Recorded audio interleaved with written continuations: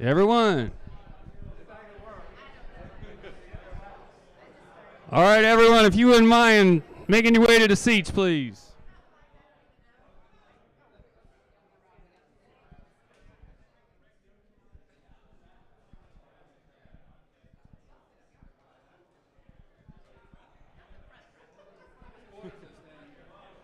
I think it's dark. If you wouldn't mind making your way to the seats, please. We got a lot of people on live stream or waiting on us.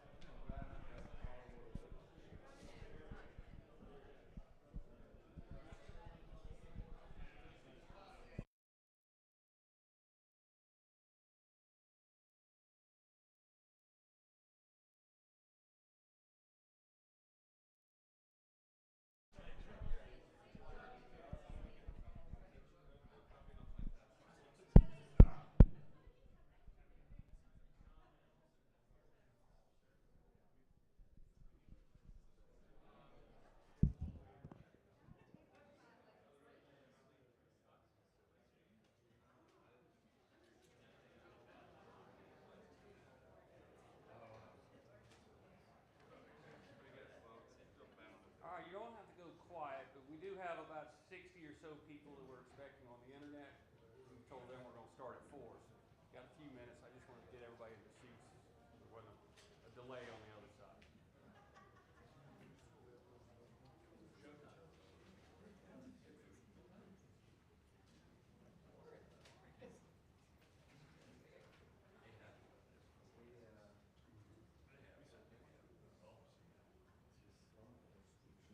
Still have a few minutes, just FYI. Yeah. Okay. I just don't want it for the live stream people. All right. Do y'all hear me okay in the back? Why don't y'all come up here?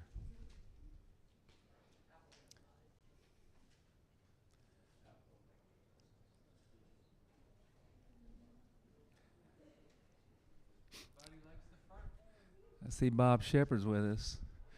What's in your wallet?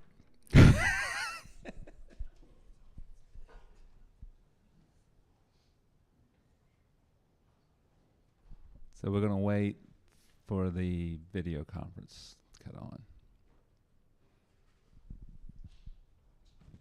Tell me when. All right. Okay. Welcome. Welcome to the Beach Investment Annual Meeting. I'm John Darby, President of the Beach Company, and thank you all for attending. And everyone on video conference, thank you for attending as well. The presentation is about 45 minutes, and then we'll have Q&A afterwards. I won't name everybody, but I want to recognize all of our team members here that are involved with the fund in one capacity or another. If you just stand up.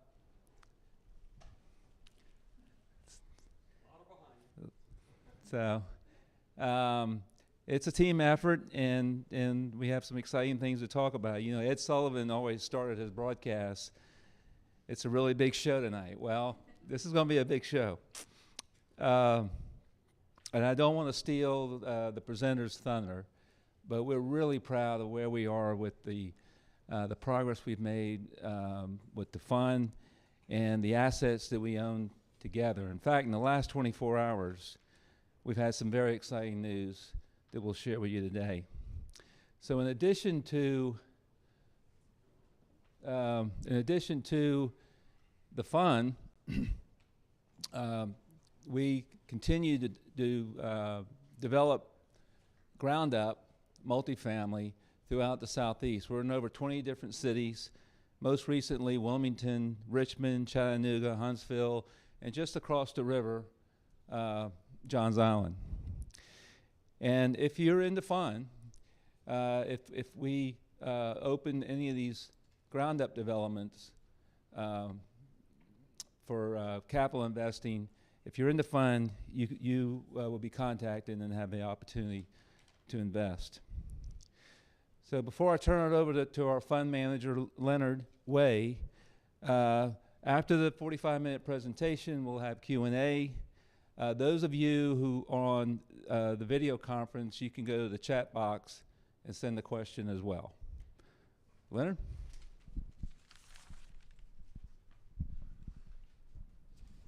All right, thank you, John, and good afternoon to you all. We do appreciate your coming today.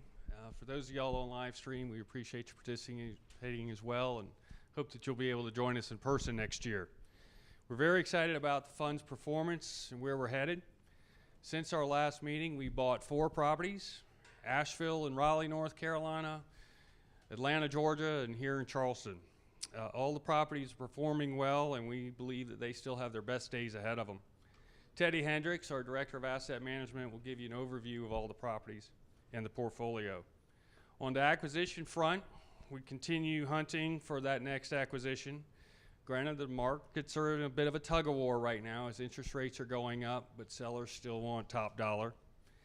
Capitalization rates, which we utilize to underwrite the properties, are still at historically low levels, but opportunities can be found.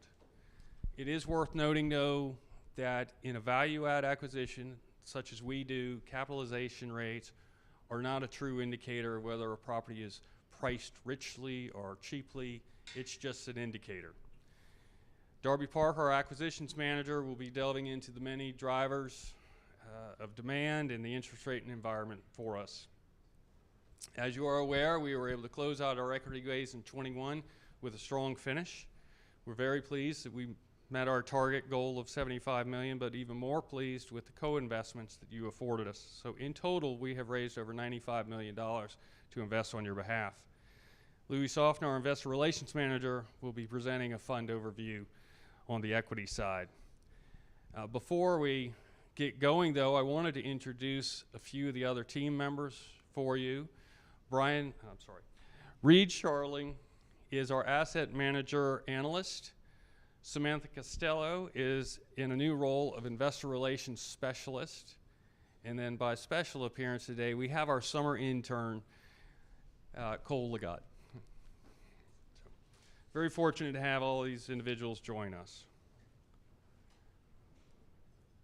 So, from a macro view, all of the economic trends that we identified back in 2018 as we set out on this fund are still very much in play. If anything, COVID has accelerated them, all favorably for our objectives. The Southeast is experiencing unprecedented levels of in-migration from all other parts of the United States.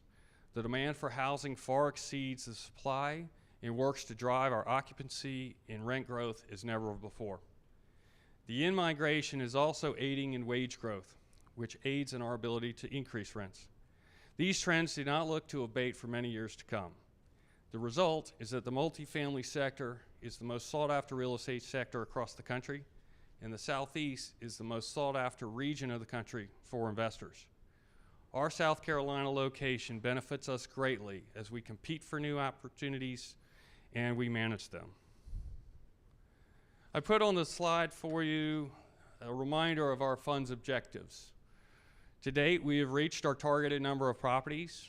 Our investment strategies are working nicely. Distributions are consistent and will continue to grow. And we are creating value at each and every property. Now, as John mentioned, we do have some exciting news. I present to you Amberwood at Lockmere. We sold this property yesterday. I get choked up on this. This was one of the largest profits that the Beach Company has ever been able to realize. But before I get into the economics for you, I wanted to go back and talk about the strategy and why we did what we did here. As you'll note, we started purchasing Amberwood, the property here in the blue. 204 units in Cary, North Carolina. Cary is one of the most sought-after markets in all of North Carolina. But due to the low unit count, it stayed off the radar screen of the institutional buyers that would typically be buying there. We were able to secure and contract for this property. While we were in due diligence, we learned that Bennington Woods, owned by another owner, was available or could be had for the right price. These two properties had been built by the same developer but had never been operated as one. We were successful in acquiring Bennington in a true off-market process. Sorry. And then, so we combined the properties. Our purchase price for both of them was just shy of $54 million. The strategy was simple and straightforward. Combine two operations into one that would appeal to the largest institutional investors when we felt that the time was right to sell. Renovate the interiors, the exteriors, and the amenities to bring this property to the top of its competitive set. Extract efficiencies in the expenses by utilizing the larger unit count. And lastly, bring subpar market rents up to market, or in-place rents up to market. And the strategy has worked. The property has outperformed our underwriting in all fronts. And to that end, what started off as a refinancing effort turned into a sale. So we sold yesterday for $92.3 million, giving you a profit. Thank you. As I said, a profit of a little over $35 million. To put that in perspective, the average cost of the other properties in the fund are $31 million. So as we weren't intending to sell. We wanted to refi the properties, to get rid of two loans, to be one, again, extract as much efficiency as we could. But the valuations that the loan brokers were using were just too compelling, and we had to explore a sale. It is bittersweet to sell because this is one of our strongest performing properties. That said, we are constantly monitoring as to how to create the maximum value for you. We believe we've done it. 5 years ahead of schedule and $18 million more than what we'd planned to sell it for 5 years from now. So twice now we've been able to prove out our thesis, and we do hope that you are pleased with the results. Now I'm going to turn it over to Louis. Thanks, sir. Good afternoon, everyone. My name is Louis Soffner, and I serve as the Investor Relations Manager for the Beach Company. Before I get into our equity raise detail, I wanted to start by thanking all of you, our partners, for your investments in our fund, but more importantly, for the trust you put in our team to manage your investment. The best part of my job is getting to work with and communicate with you all. So please continue to reach out if you ever need anything related to your investment or just to catch up. And I look forward to all of our continued successes together. As Leonard mentioned, I'm going to give a brief overview of our fund's equity raise efforts and our overall fund performance to date. We are pleased to announce that our Beach Investment Fund closed out its equity raise period in December with a final capital commitment total of $74.35 million. As mentioned earlier, we were also able to raise an additional $21 million of co-investment capital from our existing fund investor base. This puts our total capital raised for all fund-related operations just north of $95 million. As you can see on this map, we have been able to reach investors all over the United States. We are thrilled to have attracted new partners as far north as New York, as far west as California, and everywhere in between. There's clearly a strong desire from our investors across the country wanting to invest in multifamily in the Southeast, and we appreciate that you chose and continue to choose our company with your investments. Of the $74.35 million in total commitments to the fund, we have called in approximately $64.2 million of acquisition equity and renovation capital for the 8 fund properties that we've acquired. This leaves us with approximately $10.1 million of uncalled committed capital for Fund 1. Our team is currently searching for what may be our last acquisition for the fund's portfolio. Given that we still have approximately $6 million worth of pre-identified capital projects remaining for the fund's properties, we may choose to recycle some of the equity from the sale of Amberwood in order to acquire another property. Our team is actively discussing these options, and we'll be sure to keep you updated on the status of the investment period concluding. The fund's properties have been and continue to cash flow very nicely. We were able to make our first quarterly distribution in July of 2020, and we have been able to distribute operating cash flow every quarter since. To date, we have distributed just shy of $4 million of net cash flow, equaling a 5.8% annualized yield on equity contributed.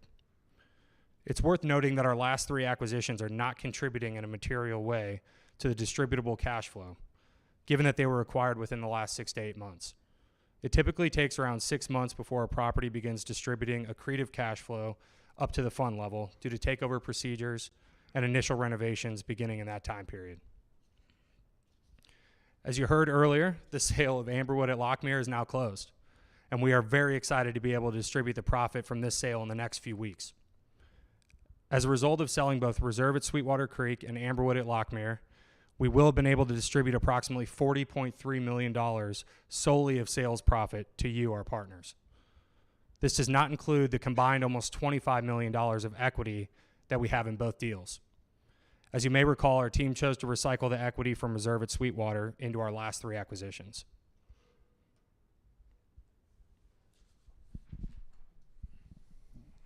Thank you, Louis. I just wanted to take a moment to talk about distributions in the coming year in light of the rising interest rate environment. We're constantly recalibrating the portfolio to make sure that we're on top of everything. When we take Amberwood out of the equation, we have $126 million worth of debt.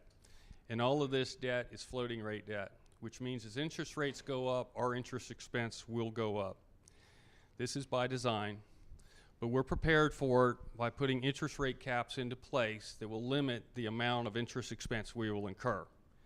To put things in perspective, our interest expense in February, the last month before rates started to increase, was $272,000. Using forward rate projections from multiple sources, we estimate that that interest rate expense could increase to $550,000 per month in December. However, with the interest rate caps that we have in place, we will limit our expense to $400,000 a month. That said, we should be able to save with our caps over $700,000 for the remaining of 2022. Those caps are in effect for all of 23 and 24, and thus we've capped our overall expense for years to come.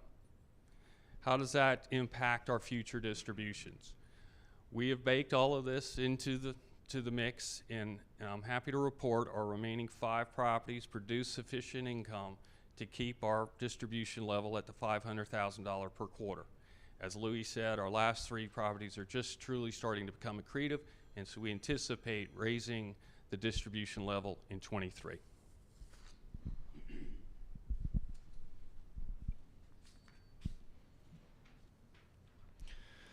Taking a look through a wider lens, we are extremely happy with how our team has added and created value to the overall portfolio.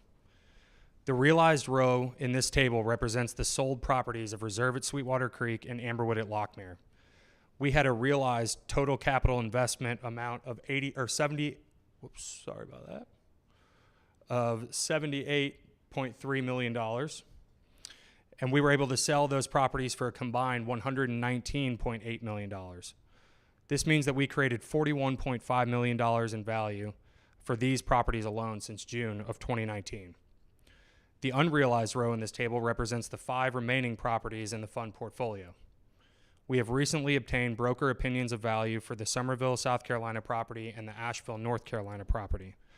Based on the conservative valuation numbers, we have already created approximately $14.4 million in value for these 2 properties in less than 2 years. Given that we have only owned our last 3 acquisitions for less than 8 months, we are holding these values at the amount of capital invested to date. Combining the realized and unrealized totals, we are happy to report that we have created at least $55.9 million in value across the portfolio during our 3 years of operations. Using weighted averages by equity, the Fund 1 portfolio projects to achieve a 43.4% IRR and a 2.4x cash flow multiple. We hope this portfolio level look continues to give you confidence in our team and your investment.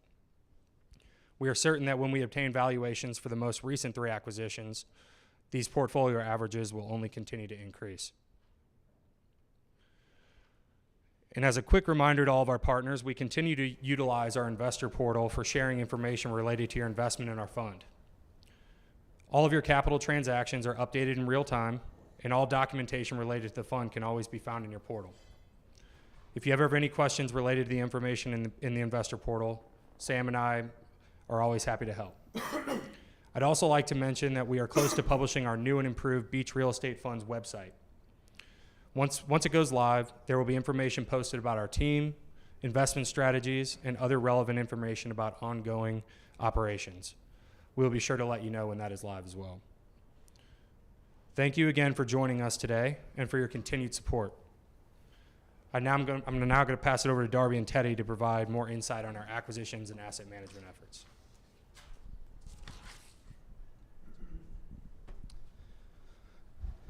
Thank you, Louie. Thank you all for coming out. It's been an exciting time for the fund as we really leaned into the amazing growth of the past year. So as you'll see, both the portfolio and the markets we cover are outperforming expectations. It's pretty tough to find a better place to be than multifamily in the Southeast. In the past, Teddy and I presented acquisitions and asset management separately, but the reality is our teams work together every single day to drive success at the property level. To illustrate a bit, here you can see the main components of our purchase process. This can run 4 to 6 months, the entirety of which we're working hand in hand to ensure successful investment. And it's a system that's allowed us to scale our efforts quickly. Here you can see this play out over the past year as these transactions start to stack up, and we scale to that sustained cadence of 5 to 6 acquisitions a year. And as I'm sure y'all know from Louie's capital calls, we're pretty much always buying, but as of late, starting to harvest and sell. There you can see the reserve sale from last summer, and on the bottom right, Amberwood at Lockmere, which was our Raleigh 2-pack, closed yesterday. You'll hear a lot more about that one. So in the spirit of acquisitions and asset management being one big team, we're going to share the mic a bit. Ted will start with a nice overview on the portfolio. I'll touch on the market, and then discuss how we're finding some opportunity in the financing environment. Ted?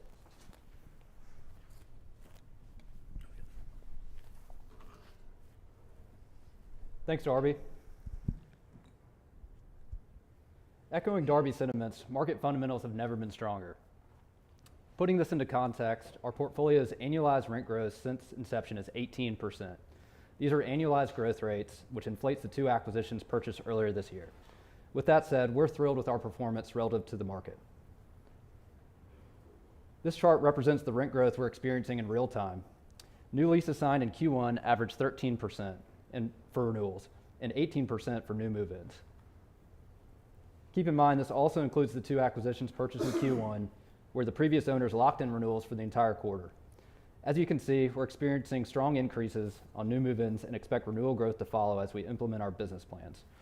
For reference, we underwrite 10% average lease increases in the first few years of ownership after factoring in renovations and organic rent growth. Each property is experiencing rent growth above pro forma, which gives us a nice cushion over the remaining ownership period. And as Louie touched on, each asset does take time to ramp up cash flow. We anticipate higher vacancy over the first 6 to 12 months as we kickstart our business plans. As renovations streamline, we reduce turn time and push rent premiums. Reserve at Sweetwater is a prime example. Our strategy focused heavily on interior renovations, and as you can see, as we increased the capital spend, our rent growth followed. Amberwood's year 1 strategy focused heavily on combining operations and exterior projects. We started renovating interiors in year 2, and the rent growth quickly followed. Somerville Station, on the other hand, has enjoyed robust rent growth since day 1 and continues to soar as we expedite unit renovations and continue investing capital into the property.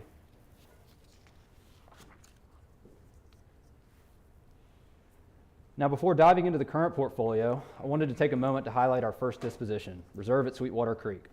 As a reminder, we purchased Reserve in June of 2019 from a small Atlanta-based owner-operator. Previous ownership focused heavily on exterior improvements, leaving a bulk of the upside to interiors. The seller renovated 13 units prior to sale, securing strong rent increases leading up to closing. This gave us confidence to continue pushing unit renovations following takeover. This deal was a huge success. We grew revenue 36% in 2 years while staying under our capital budget by $300,000. We ultimately sold in year 2 of ownership for $1.3 million over our projected year 7 sales price. Selling early allowed us to maximize value and provide strong returns. I don't know if y'all have heard, but we sold Amberwood recently. This really was a fun challenge for our team. As Leonard highlighted, this strategy was all about scale. We allocated most of our capital budget to making these assets truly feel like one cohesive 340-unit property. And the results were astounding. After combining operations, we reduced expenses day 1 by $345,000. We completed an array of exterior renovations, including a complete leasing office remodel, and also repurposed the former Bennington Woods office into a resident clubhouse. Driving revenue and curtailing expenses allowed us to take advantage of such a profound market, and by selling early, we were once again able to maximize value. We've established ourselves as a group that's equipped to take on projects like this and are actively looking for similar opportunities.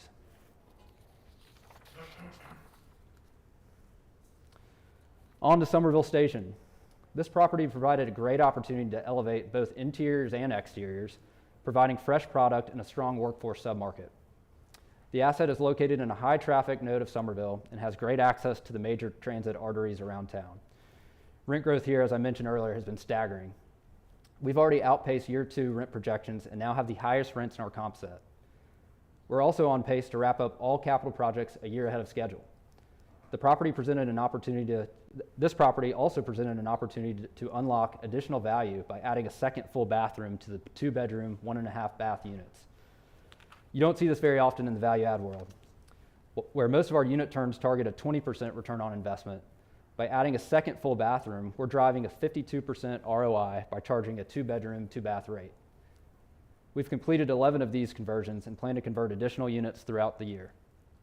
Repositioning these inefficient floor plans has allowed us to take advantage of the outsized rent growth we're seeing at Somerville Station. Despite its great performance, we feel the property's best days are still very much ahead of it.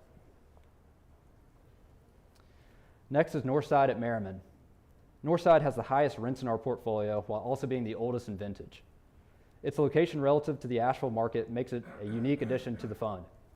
The property is located 5 minutes from downtown and appeals to a wide array of renters. Our strategy here was very bold. We wanted to modernize the look without losing the eclectic charm that so many people love about the property. Our interior renovations boast the highest level of finishes in our portfolio, featuring quartz countertops and two-tone cabinet fronts. Although Northside is a better location than the newer product in the market, it lacks a swimming pool and other modern amenities. We're currently wrapping up the approval process with the City of Asheville to install a brand new pool, which will be a huge addition to the property. We're also just a few weeks out from completing our exterior redesign project, which is, to date, the largest single project we've commenced thus far. This one's a long-term hold for us. Typically, we have to complete most of our improvements before hitting our yield on equity target. Northside is, however, already delivering double-digit yields and continues to gain momentum. Most importantly, residents are loving our renovations and are looking forward to the additional improvements we'll be making throughout the year. Now on to Westwind. This deal was brought to us off-market by local brokers that knew we could turn the property around. We knew immediately the property was underperforming relative to the comps in the area. Formerly known as Windjammer Apartments, the property was owned by an individual owner for 30 years who prioritized high occupancy over driving cash flows. It's in an excellent location, but does have a lot of physical obsolescence, particularly in the interiors. The kitchens are dated and lack in-unit washer-dryer connections in all but 2 residential buildings.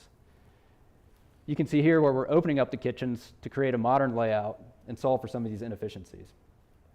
We've also added washer-dryer connections, or solved rather, to add washer-dryer connections to all 5 individual floor plans. This is the most technical interior scope we've taken. These upgrades are working and the market is responding quickly. Our most recent 16 leases are averaging $13.22 a month. To put that into context, these averages are 5% higher than our pro forma year 2 projections, and we've only owned the property for less than 8 months. Westwind demanded our largest capital budget, but we feel that addressing the property's deficiencies will allow us to compete with the top comps in the market. We've already completely rebranded with modern signage and recently replaced the outdated roof systems as well. Westwind is positioned to thrive heading into peak leasing season. Parks at Utoy Creek was a great opportunity to double down in Atlanta, a market that we know very, very well. It was well positioned 2 owners ago and was performing at the top of its comp set. The seller self-managed and made few capital improvements, allowing deferred maintenance to build up over the years. This is an example of a true reposition.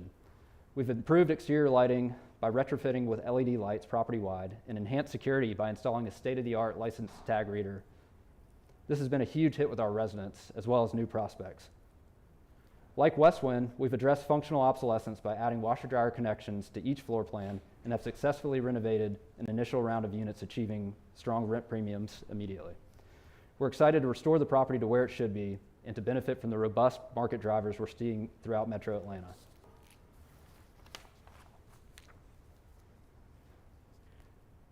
North Oaks Landing is our latest acquisition and marked the 8th purchase for the fund. This was a great opportunity to add scale to our Raleigh portfolio. It's located in an untouched submarket 7 minutes from North Hills, one of the most affluent submarkets of Raleigh. Typically, we see occupancy dip in the first few months of ownership, but North Oaks has continued trending above 95% occupancy. This is a testament to the incredible market fundamentals that we all know about in Raleigh. We've hit the ground running here and are underway on another large-scale exterior renovation program. We've kicked off unit renovations this month and are excited to deliver a quality product to this submarket. We wanted to also expand a bit on our construction process and several portfolio initiatives. As referenced in the portfolio overview, not all renovation strategies are the same. We bring a holistic approach to each asset and try to find opportunities to solve inefficiencies that limit a property's ability to compete with the newer product in the market. Here's a few shots of our shower conversions at Somerville Station that I referenced earlier, as well as the washer-dryer installations we're doing at Westwind. We've also engaged a firm specializing in energy-reducing solutions to perform LED lighting upfits across the entire portfolio. Our goal is for our properties to be as energy efficient as possible, and we plan to stay on the leading edge of energy efficient solutions throughout the industry. Although multifamily fundamentals remain strong, we are facing headwinds. The construction market continues to be volatile and unpredictable. However, we're seeing the largest increases in lumber. Fortunately, most of our projects have avoided large quantities of lumber. As our portfolio has grown, we've gained efficiencies and economies of scale. For example, we've secured preferred pricing for interior fixtures, hardware, and appliances. We've also developed a deep bench of contractors and consultants and are now providing the requisite volume of projects to roll general contractors from property to property throughout the portfolio. We're positioned well to navigate the current construction market due to these relationships and our strong experience as a company.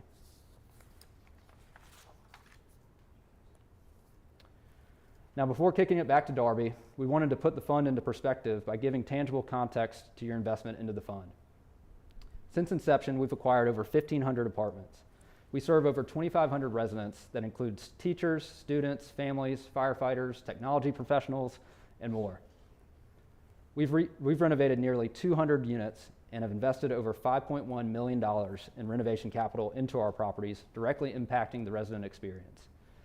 Continuing to invest renovation capital will allow us to drive performance over the entirety of the hold periods. This strategy has led to approximately $56 million in value creation, as Louis highlighted earlier. Our motto is to impact our communities one thoughtful place at a time, and we're seeing this every day throughout our entire portfolio.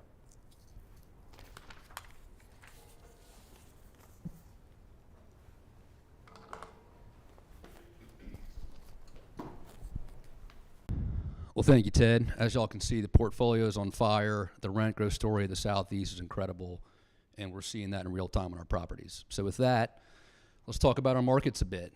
Our team just wrapped up a set of spring conferences, and if there's one overriding theme to explain all this growth, it's supply and demand. The country simply needs to build millions of homes and apartments to meet demand, and we're not even close. This has been a theme since our inception and has only accelerated as time has passed. We can see this kind of play out in many of the metrics we track and study, starting with the big one, rent growth. As you can see, our markets are posting some impressive double-digit figures, with basically all of them beating that national average at the bottom of 15%. This chart is just absolutely incredible. It's not something we expect to see repeated anytime soon.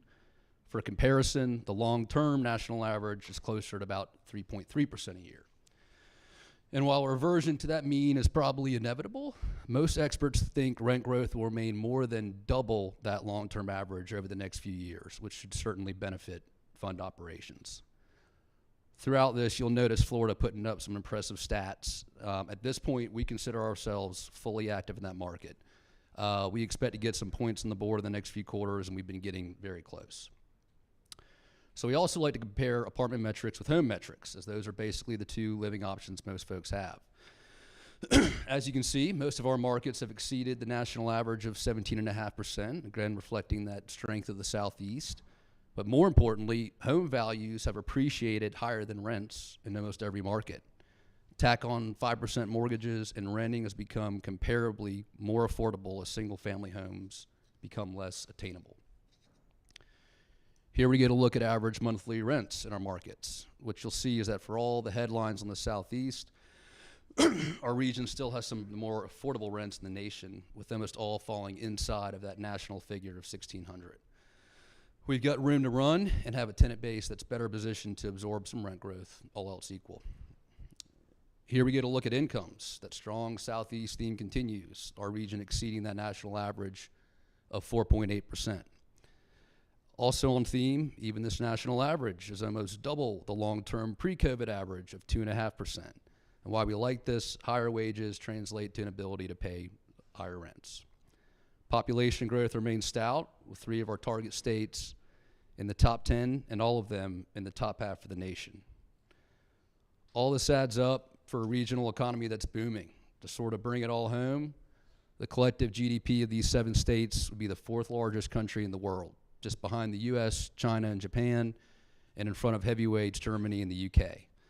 When I was growing up in South Carolina, we were 49th in about every category, so this one makes me feel good and get choked up a little bit. In summary, the markets we operate in are outperforming the broader nation, and it's a trend we expect to maintain for some time. So shifting topics just a bit, another area that's always top of mind is the state of our debt markets. Sometimes they're accommodative, sometimes they can be a little frothy. Fortunately, the company has a deep bench and great reputation that allows us to successfully navigate through this all. I know all this can be a bit thick, but bear with me, it's important. So we'll go through our standard process, what we're doing to mitigate some of today's headwinds, and then how we're actually finding opportunity. So first, a quick calibration, some terminology, 2 components of a loan, your spread and your index. Together they make up the interest rate or your pay rate. The spread is established by the lender, and importantly, the index is established in the markets. Simple math, if your lender spread is 2 and SOFR and your 10-year index is at 1, your interest rate's 3. On fixed rate deals, all this is locked through the term of the loan. On floating, that index moves up and down in real time. For today's discussion, we're mostly concerned that index portion of the interest rate as that really drives everything else. So with that refresher, let's dive into our typical financing process. First, we usually go with the agencies. That's your Fannie Mae, Freddie Mac. They lend on over half the multifamily in the Southeast. They know it well, they move quick, and they have that nice commoditized solution. Again, we always cover the market. We have relationships with debt funds, life companies, and the like, but the agencies are the groups to beat. Another theme, we avoid max leverage. There's some very aggressive money out there lending 80 to 85% of cost. We don't mess with this. There's certainly a time and place for that type of debt, but for the day-to-day, that does not match our risk profile. We more so aim around 70% loan to value, and I've increasingly been looking in the 60 to 65% range where we can get some nice rate savings, interest-only adders, and the like. Next, we almost always go with floating rate debt. There's 2 main reasons for this. One, the fund has some necessary structures with timing, hold periods, and the like, and the floating product really gives us the flexibility we need to navigate it all without getting caught up in prepay penalties, lockouts, and some stuff that can sting when you go to sell. Second reason is that it statistically makes sense to have been floating the vast majority of the modern era. This chart, while a bit overwhelming at first glance, really helps illustrate this. That yellow line is the actual LIBOR index over the past 30 years, while those whiskers are where the market projected rates to go at every point in time. As you can see, most of that activity is above where LIBOR actually tracked. This means that most of the time, the market thinks rates will increase faster and more often than what actually occurs. Always more to unpack, but in short, when you float and you're wrong by a little. When you fix and you're wrong, you can be wrong by a lot. And our portfolio has benefited from this. Some of our early deals started with interest rates around 4%. These all fell closer to 2 when that index portion dropped to almost 0. And we've been able to pass these savings on to our investors. All this said, I mentioned we cover the market on each deal, and that includes studying fixed rate where prudent. Otherwise, we stick to floating for the reasons mentioned. With all these pros, there's some trade-offs to floating. Notably, the index can run on you. So from an operations and underwriting perspective, there's 2 main tools we use to mitigate this. First is we use a forward rate curve. We do this in all of our underwriting and forecasting, and it bakes in the speed and timing of the projected increases so that we know how it might impact performance and adjust accordingly. This is professionally compiled and the vast majority of our peers use this or something similar. Here's a look at that curve today. As you can see, this has us pushing our floating index above 3% by the end of this year. Today, it's closer to about 1. And then settling into a long-term average of about 2.5. This is what we underwrite to. This is what we stress our models with. If the Fed does everything they've said, we're ready. If they do anything less, we all get to enjoy the upside. Second thing we do is purchase interest rate cap insurance. Leonard touched on this in reference to distributions, but this effectively sets a cap on the amount we pay, regardless how much the index may rise during the hold.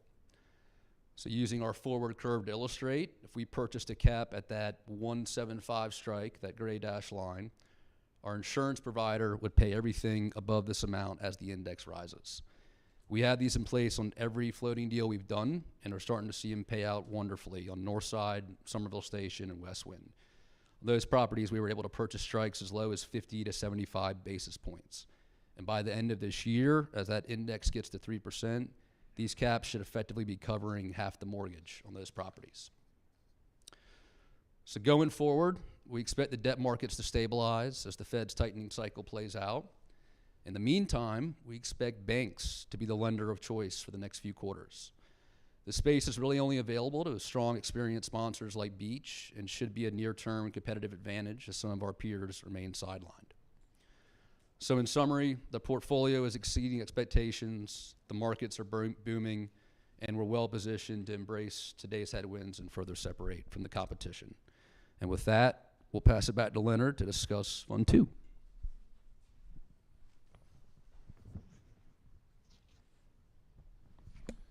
Thank you, Darby. There really is so much positive momentum right now in the multifamily sector. The only downside is that with a fund, you have a finite amount of capital with which to chase all that great opportunity. And so to that end, we wish to officially announce the launch of our second fund today. As we did with the first fund, we're going to concentrate on the value add space. It's what we know best and what we're most comfortable with. But we're going to focus on strong opportunities as always. They won't be the prettiest, the newest, or the coolest properties, but they will allow for substantive value creation while providing stable recurring cash flow. We're going to continue to study all the trends and find the properties that work within those trends the best. We're not bound by market size, vintage, or any other self-constraining issues. We search for properties and let them speak for themselves as to what strategy should put in place. The markets are very strong, but they're a bit confused at the moment. We will remain as diligent as ever in finding the properties to acquire. So with that, let's talk about the terms of Fund 2. Very much in line with Fund number 1. Again, a value add mandate. We're going to increase the size to $100 million from $75 million, which in today's market equates to about approximately the same number of properties to be purchased. We're offering a 7% preferred return, and we're targeting a 12 to 15% IRR. I know we've been showing you 40 and 50%, but this is the conservative approach, and one that I should never have to tell you we lost you money for. We're going to stay in the same markets. We know them well. The brokers know us well. We are getting the first calls before they bring them to market. The fund's life will be 10 years. That's 3 years to invest and 7 years to let the properties marinate. That said, we always underwrite for a 7-year hold. I'm happy to announce that between the Beach Company, its affiliates, and principals, we've already committed $14 million to the fund. The management fee structure is going to remain the same, and for those who invest in the first round, there's a slight discount for the life of your hold. As to the launch, as I said, we officially launched today, and we're looking to have our first close, albeit a dry close, as of July 1. I'm also happy to announce that a lot of y'all have already given your indications to whether you would want to invest in fund number 2, and to date, we have soft commitments for over $55 million. After spending 2.5 years to raise 75, that feels good. So what's next? Tomorrow, Louis will send you an invitation to our investor portal, the offering portal, which will have the marketing information and soon to have the legal documents and everything else you will need to subscribe, should you wish to do so. Should you have any questions, please don't hesitate to reach out to one of us. We can answer anything you have. And we do hope that you'll be able to join us for fund number 2. I'll note, as you leave today, there is a printed pitch book for you to take and peruse early. With that, I'm going to give it back to John for some closing comments, and then we'll open it up for Q&A. All right. Well, thank you again for your trust in the Beach Company and allowing us to manage your funds. It's a role we take very seriously, and we look forward to continued progress with Fund 1, and hope you will consider investing in Fund 2. So with that, we're going to open it up to Q&A. Any questions? And we've received some prior to the meeting. We'll add those to it. But anyone here have a question? Was that good? You want to hit these? One question we do get a lot is, what about the co-investment opportunities? We intend to have those again for fund number 2, probably more so than we did for fund number 1. Our first few acquisitions in fund number 1, co-investment just felt a little too early in the game. We've worked out whatever kinks we have in that process. It's the last one for North Oaks went quite well. Expect to have more of those coming.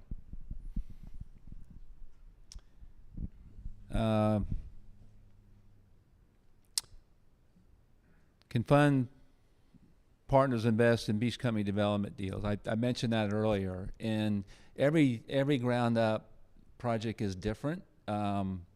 Typically has a lead investor that could be anywhere from $7.5 to $50 million.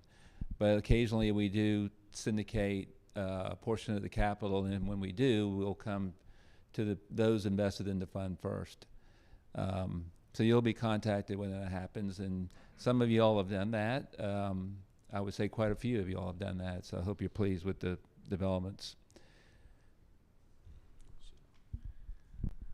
And one question or word we didn't want to mention today was recession.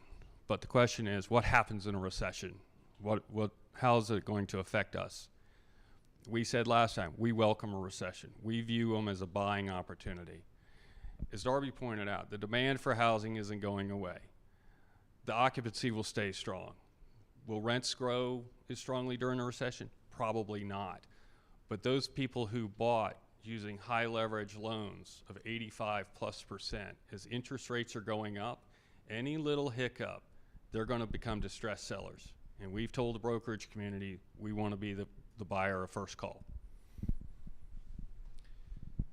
Did we get any from the chat? Okay. Nice words. Well, the last question here is, what time is the bar going to open? So thanks for being here, and we're going to hang out. The whole team will be here for questions, and that's the end. Just one last thing, as I said, as you're leaving, there's a pitch book for you, but we also have a little parting gift, some DOP bags, as I understand it. DOP kits. I think most people call them a toilet kit. I've started using these bags, toiletry kits. I've started using these bags to keep all of my cables and IT equipment on the many trips we're having to take. With that, the bar is open and the food is served. Thank you very much.